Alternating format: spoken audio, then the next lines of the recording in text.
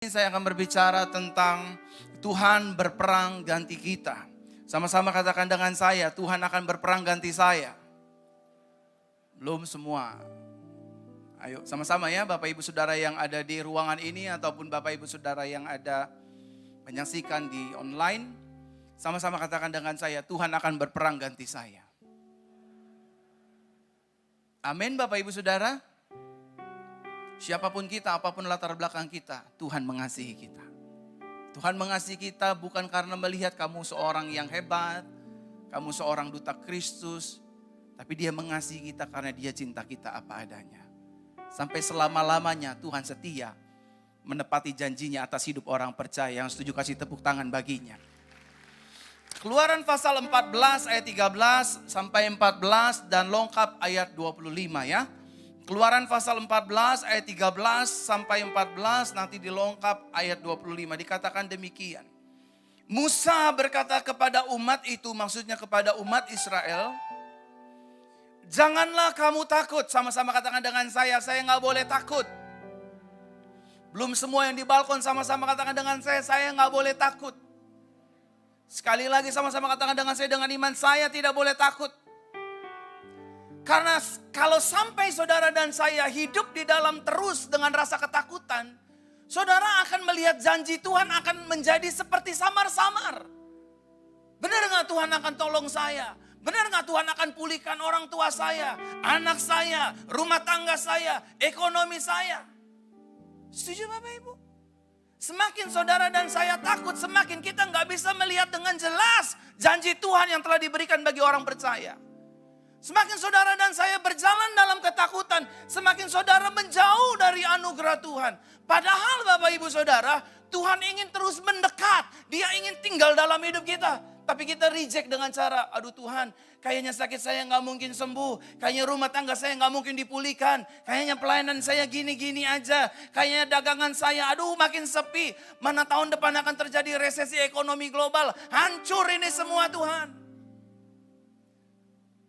Saudara, mewakili Tuhan, kalau Tuhan berfirman melalui Musa kepada umat Israel, jangan takut, hari ini Tuhan berbicara melalui aku.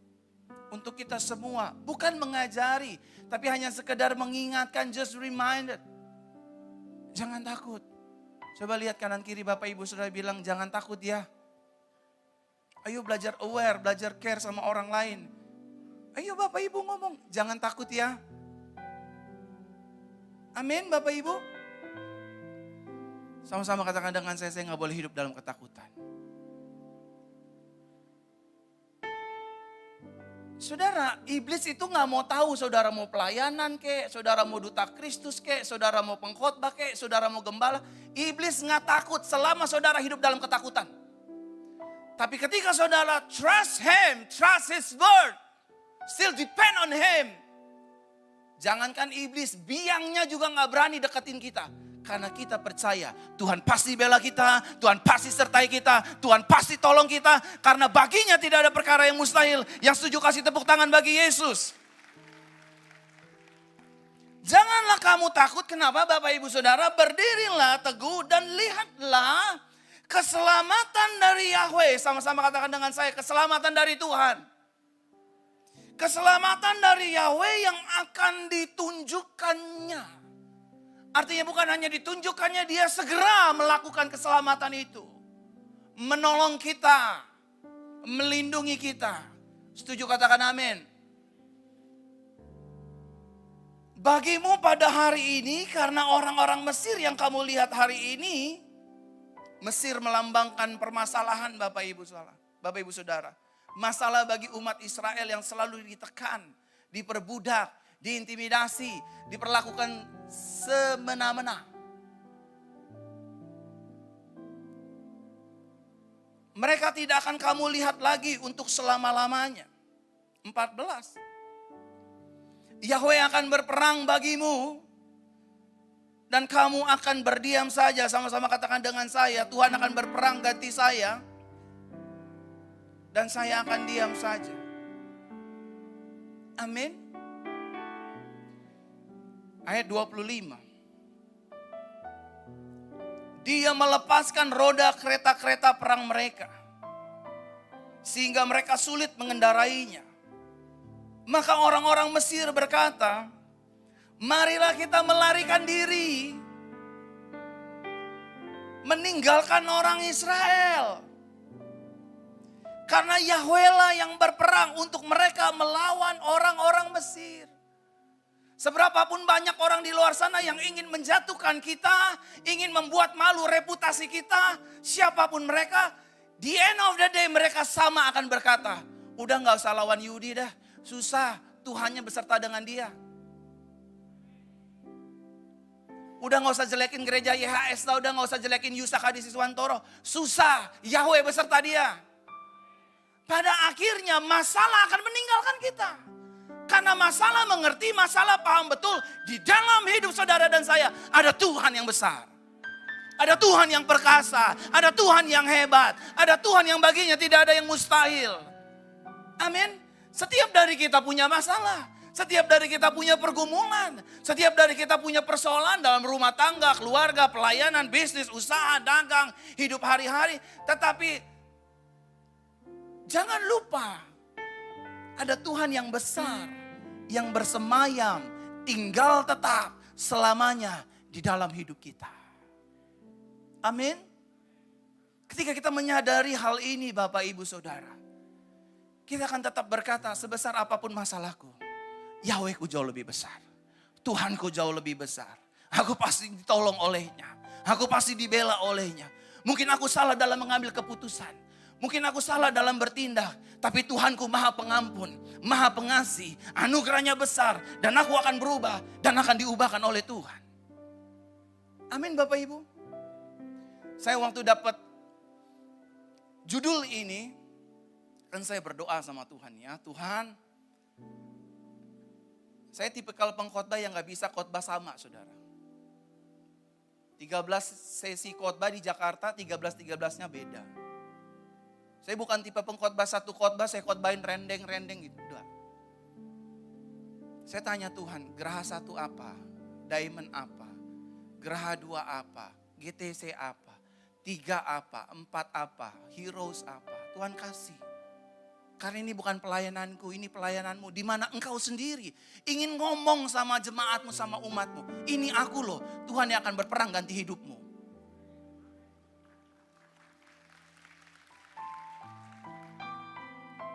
Dan Bible mengatakan, udah just silent.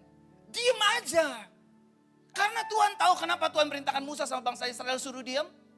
Karena bangsa Israel gak mampu mengalahkan Mesir. Bangsa Israel gak mampu mengalahkan tentara Mesir. Bangsa Israel gak punya keberanian atau confidence yang tinggi untuk menghadapi Firaun. Terlalu besar saudara. Bukankah setiap hari kita hidup seperti ini Bapak Ibu Saudara? Aduh Pak Pendeta, aduh Pastor Elisa, aduh yang ngejelekin saya itu bintangnya bererot. Pengacara terkenal. Yang nutup usaha saya itu punya usaha gede-gede, segede-gede gaban. Siapa saya? Saya cuma mau bilang sebagai wakilnya Tuhan, as a son of God. Tuhan tetap ada di pihak kita. Dia tidak meninggalkan kita. Dia pasti menolong kita. Dia pasti mengangkat kita. Yang setuju katakan amin. Amin saudara. Karena Tuhan kita adalah Tuhan yang baik. Tuhan yang setia, yang selalu berjalan dengan hidup anak-anaknya. Bapak Ibu Saudara, apapun masalah dan pergumulan kita, sekali lagi, Tuhan pasti membela kita. Taruh tangan kananmu di dada seperti ini. Tuhan pasti bela saya. Tuhan pasti bela hidup saya. Tuhan pasti bela keluarga saya. Iblis coba menekan rumah tangga kita dengan roh perselingkuhan dan roh perceraian. Tetap percaya Tuhan pasti bela saya. Karena yang mempersatukan saya dengan suami saya adalah Tuhan. Dan Tuhan juga yang akan menolong rumah tangga saya untuk melalui yang namanya perzinahan, perselingkuhan dan perceraian. Halo? Iblis hanya berkata udah gak ada jalan keluar, udah gak ada harapan, udah gak ada mujizat, udah gak ada pertolongan. Gak mungkin dipulihkan dan lain sebagainya. Oke. Tetapi itu bukan kebenaran. Itu bukan perkataan Roh Kudus, itu bukan perkataan Tuhan. Yang perkataan Tuhan adalah sebesar apapun masalahmu, aku bela hidupmu. Sehebat apapun pergumulanmu, aku tetap setia bersama dengan engkau. Amin Bapak Ibu Saudara. Nah Bapak Ibu Saudaraku terkasih dalam Tuhan. Dalam hidup ini pasti ada pergumulan. Amin. Entar kadang-kadang suami bikin kesel. Entah kadang-kadang anak bikin kesel. Pegawai di kantor, rekan bisnis, teman di kantor ngejelekin kita. Tetaplah percaya. Tuhan tetap setia. Dia akan berjalan di depan kita.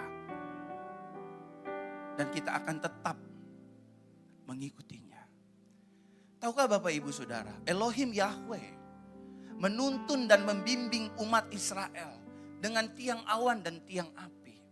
Meskipun pada saat itu seluruh rakyat Israel berkata, apakah nggak ada kuburan di Mesir, Musa?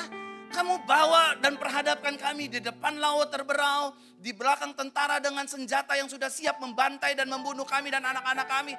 Dan sedangkan di kanan kiri kami itu padang belantara yang memang nggak ada jalan keluar. Tapi itulah Tuhan. Sama dikatakan dalam Keluaran pasal pertama ayat 12.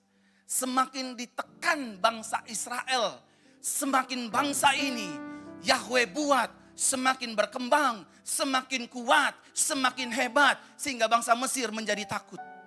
Semakin masalah menekan hidup saudara dan saya. Semakin pergumulan menekan hidup kita, kesaran hidup kita. Semakin anugerah Tuhan dicurahkan tanpa batas untuk menolong anak-anaknya. Tepuk tangan bagi Yesus Bapak Ibu Saudara. Sama-sama katakan dengan saya tidak berjalan sendiri. Ada Tuhan beserta saya. Yang akan menolong saya, yang akan membela hidup saya. Yang setuju katakan amin. Amin. Siapa yang bangga punya Yesus? Saudara, pertanyaannya gini. Oke, saya tahu Tuhan akan berperang untuk saya, untuk bisnis saya, untuk my financial, for our future, untuk masa depan saya, untuk pelayanan saya. Big question is, pada saat kapan Tuhan mulai berperang menggantikan kita? Yang pertama yang Tuhan ajarkan untuk saya bagikan, untuk bukan mengajari. I just want to share for you everyone. Buat yang di sini ataupun yang di online. Pada saat kapan Tuhan mulai ambil alih, take over all the battle dalam hidup kita. Yang pertama, pada saat Bapak Ibu Saudara mulai berserah kepada pribadinya. Amin. Saudara ingat baik-baik, waktu kita berserah sama Tuhan, bukan berarti saudara dan saya menyerah. Bedakan mana berserah, mana menyerah. Orang yang menyerah cenderung fokus kepada dirinya. Saya gak mampu, saya gak sanggup, saya udah gak bisa, udah gak ada jalan keluar lagi. Semua pintu tertutup, suami saya gak sembuh-sembuh, orang tua saya masih tergeletak, anak saya jatuh dalam narkoba. Saya menyerah Tuhan, saya mundur Tuhan. Ini orang menyerah saudara. Tapi kita as a Christian, as a believer, levelnya bukan menyerah. Tapi kita satu level lebih tinggi. We surrender to Him. Amin. Kalau kita berserah saudara, itu artinya kita sedang mempercayakan segala sesuatunya ke dalam tangan Tuhan. Tuhan, I do the best. Aku sudah melakukan segala yang terbaik. Tapi aku serahkan ke dalam tangan Tuhan. Karena aku percaya kamu mampu, kamu bisa, kamu hebat, kamu besar, kamu dahsyat. Kamu pasti mengubah kutuk menjadi berkat.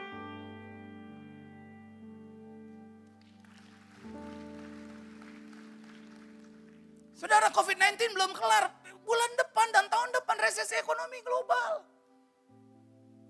Kalau masih gak mau berserah kebangetan.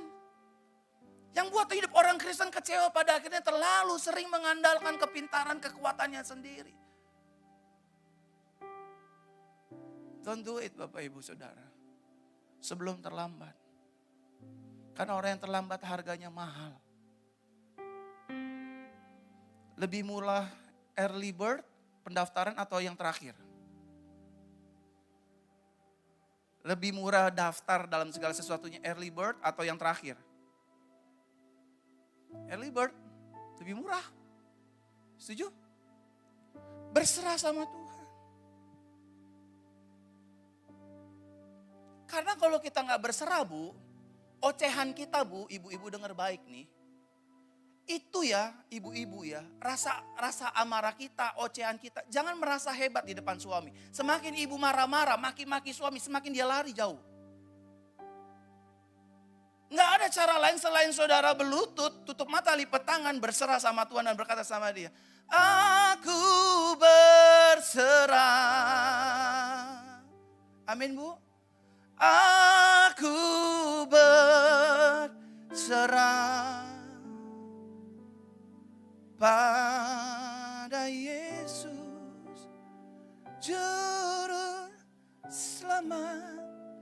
Aku berserah. Nggak ada cara lain para pengusaha dalam menghadapi situasi yang gila-gilaan ini. Resesi di mana-mana sudah terjadi. Andalkanlah Yesusmu. Taruhlah lututmu di bawah. Jangan ngerasa hebat, jangan ngerasa kaya.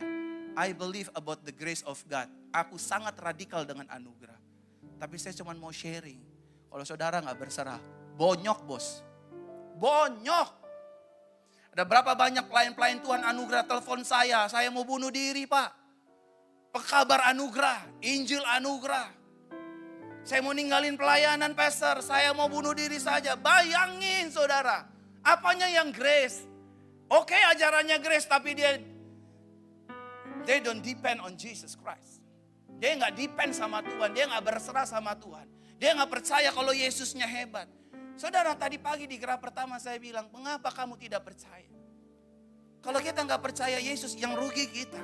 Kalau kita gak percaya Yesus, yang bonyok kita. Tapi meskipun musuh 1000 di sebelah kanan kiri kita, di depan, di belakang, waktu kita tutup mata dan lipat tangan, Tuhan aku berserah. Aku percaya Tuhan pasti menolong, Tuhan pasti memulihkan. Indah pada waktunya Tuhan, aku menerima mukjizat. Aku melihat anakku disembuhkan, suamiku dipulihkan, rumah tanggaku tidak lagi bercerai di dalam nama Yesus. Saudara akan makan buahnya. Amin. Aku pun juga berserah. Tagihan-tagihan kita yang banyak Pak. Ayo. Bapak-bapak, para suami. Udah tahu ekonomi lagi sulit. Udah deh jangan andelin. Aduh, siapa ya? Siapa investor ya? Udah biarin Tuhan itu berperang di depan kita. Amin. Para pengusaha, tugas kita cuma buka toko, buka warung, doain. Selebihnya Tuhan yang berjalan di depan kita. Bawa customer lama, bawa customer baru, memberkati. Udah gak usah lagi bikin apa ya. Udah Musa bilang, diam. Karena Tuhan yang ingin jalan di depan. Amin. Udah kita diam aja kayak bangsa Israel Bapak Ibu Saudara. Bangsa Israel itu jalan mengikuti Yahweh Elohim. Melalui tiang awan, tiang api. Jalan terus bertahun-tahun saudara. Dan Bible mencatat tidak ada satupun mereka yang kelaparan. Satu.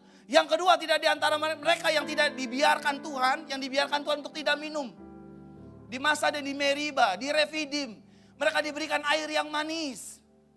Dan Bible mencatat dengan clear. Kasut mereka tidak ada yang jebol.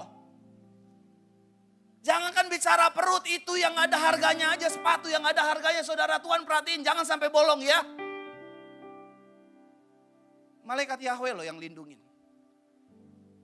Kalau yang gak berharga aja Tuhan peduli.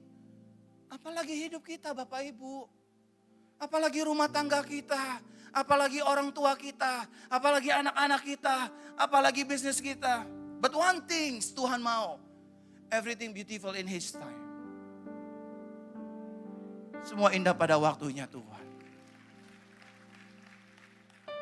Ada seorang ibu sedang mengalami sakit kanker, stadium 4. Divonis 3 dokter, nyawanya tinggal 3 bulan lagi.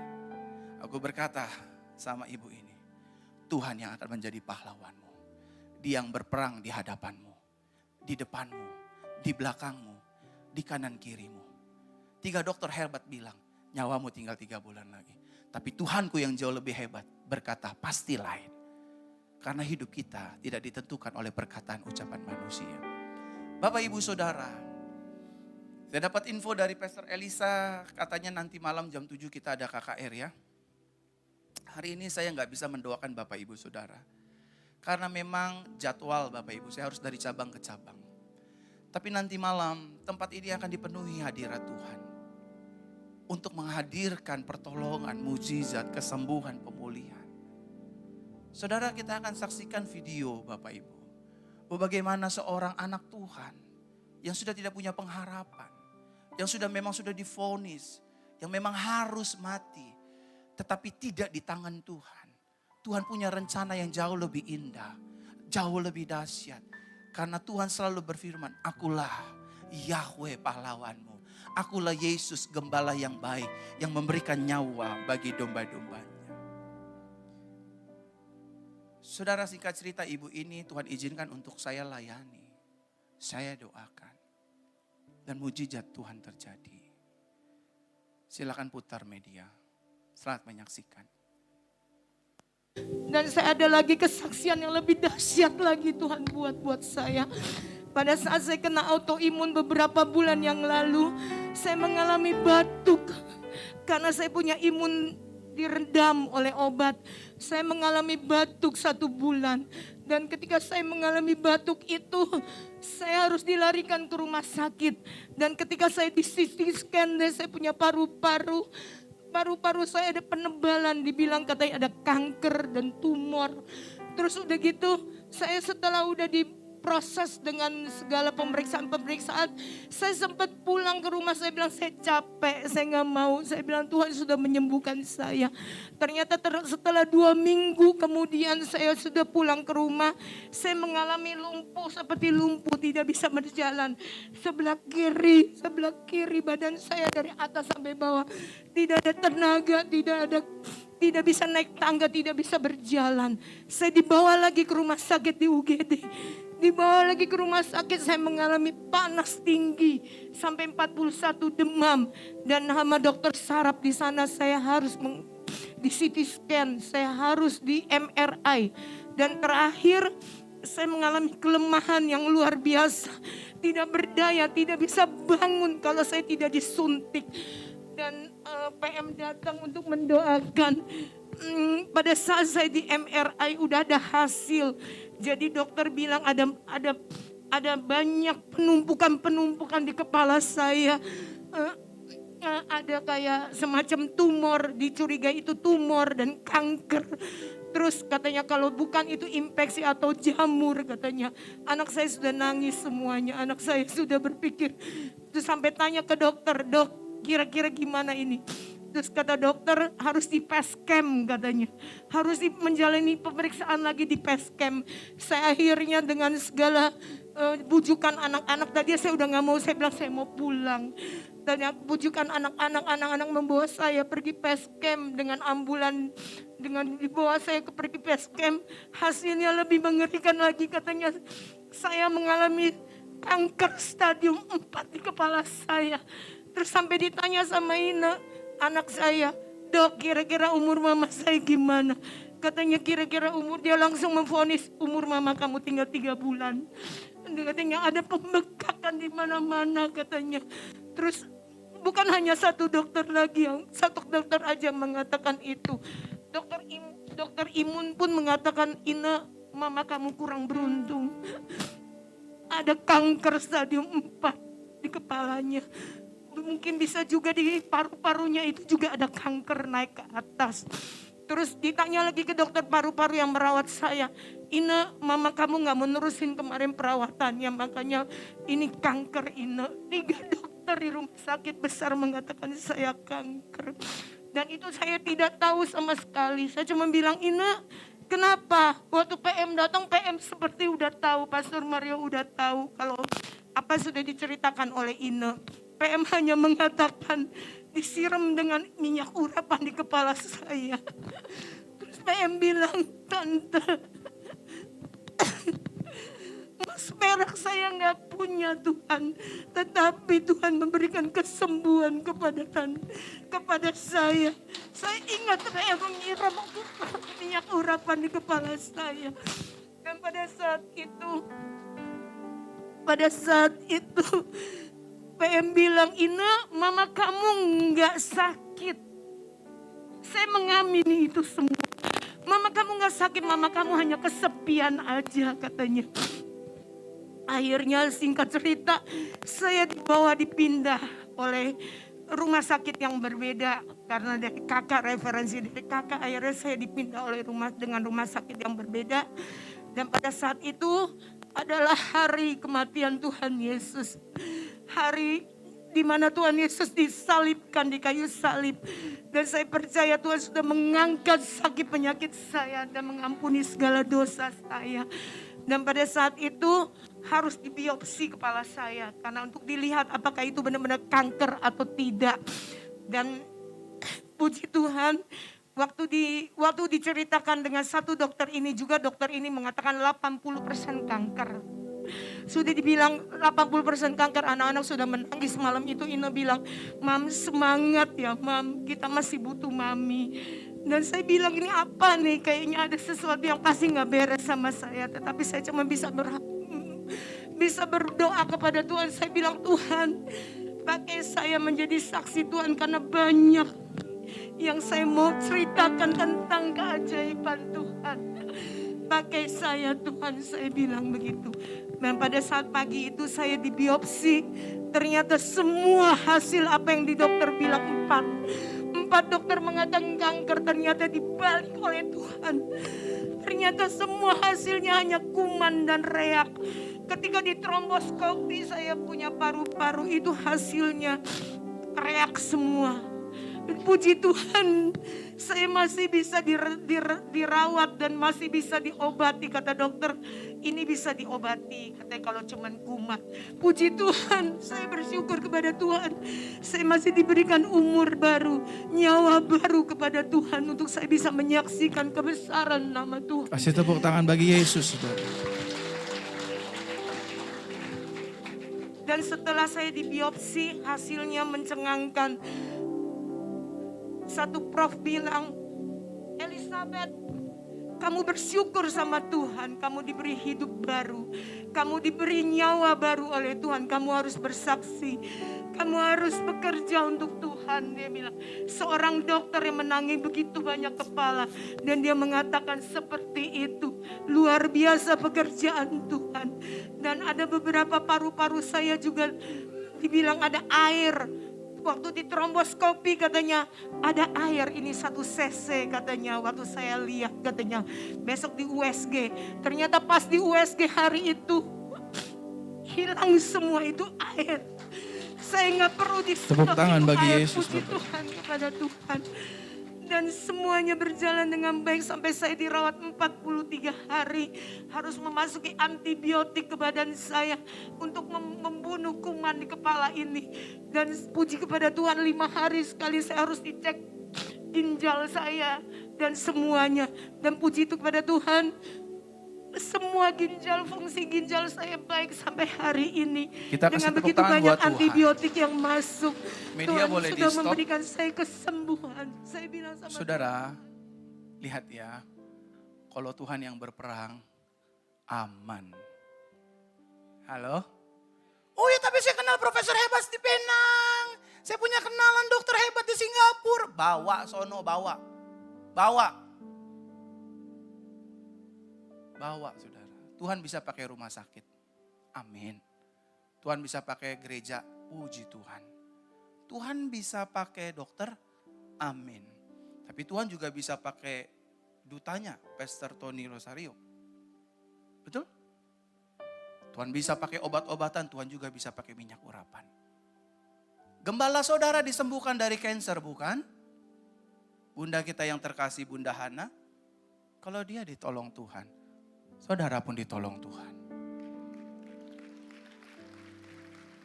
Aku bilang sama tante, biarkan peperangan itu jadi milik Tuhan. Dikeroyokin lumpuh.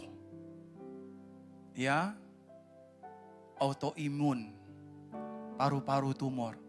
Tuhan yang berperang. Kok bisa kanker jadi kuman? Bagaimana mungkin? 3 profesor saudara. Rumah sakit besar. Orang ini punya uang banyak banget. 1 miliar mah kecil saudara. Tapi finally uang gak bisa memberikan kemenangan dari setiap peperangan kita. Hanya Yahweh Elohim kita. Hanya Yesus kita yang sanggup memberikan kita kemenangan. Kalau Bapak Ibu Saudara malam hari ini nggak kemana-mana, saudara mungkin kansernya nggak tubuh, tapi ekonomi, keuangan, usaha. Tadi saya udah sampaikan di Geraha 1, di Diamond, nanti di GTC juga akan saya sampaikan. Untuk nanti malam hadir. Let me pray for your problem. Izinkan saya untuk berdoa. Biar Tuhan yang berperang. Biar Tuhan yang berperkara. Saudara pasti ditolong Tuhan. Tepuk tangan bagi Yesus. Bangkit berdiri.